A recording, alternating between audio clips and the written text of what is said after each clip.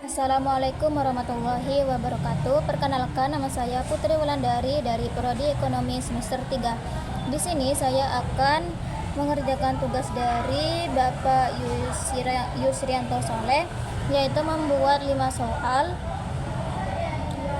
untuk tingkat SMA mata pelajaran ekonomi, yaitu ada entry behavior test dan juga ada pre-test, dan yang ketiga ada post test, dan keempat ada Embedded test.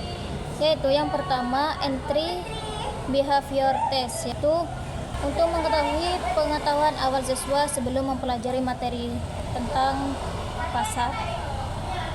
Jadi yang pertama soalnya yaitu apa yang kamu ketahui tentang kegiatan jual beli, dan sebutkan contoh tempat yang biasa digunakan masyarakat untuk melakukan transaksi. Dan soal yang ketiga, siapa saja pihak yang terlibat dalam kegiatan jual beli dan mengapa manusia melakukan kegiatan jual beli. Dan yang terakhir, apa yang maksud dengan kebutuhan ekonomi. Lalu soal yang kedua ada pretest. Jadi pretest ini tes sebelum pembelajaran untuk mengukur pemahaman awal pembelajaran tentang pasar. Jadi soalnya yang pertama, apa pengertian pasar dalam ilmu ekonomi, dan soal yang kedua, sebutkan 3 jenis pasar berdasarkan wujudnya. Yang ketiga, jelaskan perbedaan antara pasar tradisional dan pasar modern. Soal keempat, apa yang maksud dengan harga keseimbangan. Yang kelima, sebutkan contoh pasar barang dan pasar jasa dalam kehidupan sehari-hari. Soal yang ketiga ada post test. Di sini adalah tes setelah pembelajaran untuk mengukur pemahaman siswa setelah belajar tentang materi pasar. Yaitu yang pertama, soal jelaskan fungsi utama pasar dalam perekonomian.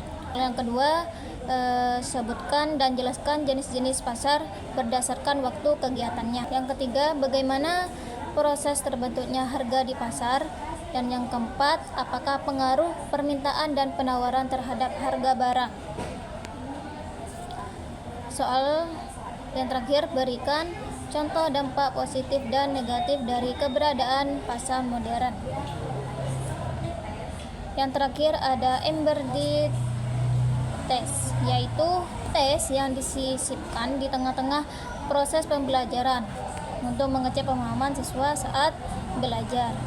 Yaitu soalnya mengapa pasar sangat penting dalam kegiatan ekonomi masyarakat. Soal kedua, jika permintaan suatu barang meningkat sementara penawaran tetap, apa yang terjadi pada harga barang tersebut. Soal kedua, berikan contoh untuk pasar persaingan sempurna. Sebutkan ciri-ciri pasar monopoli. Dan yang terakhir, mengapa pemerintah perlu mengatur kegiatan pasar di Indonesia. Baik, itu saja dari saya. Wassalamualaikum warahmatullahi wabarakatuh.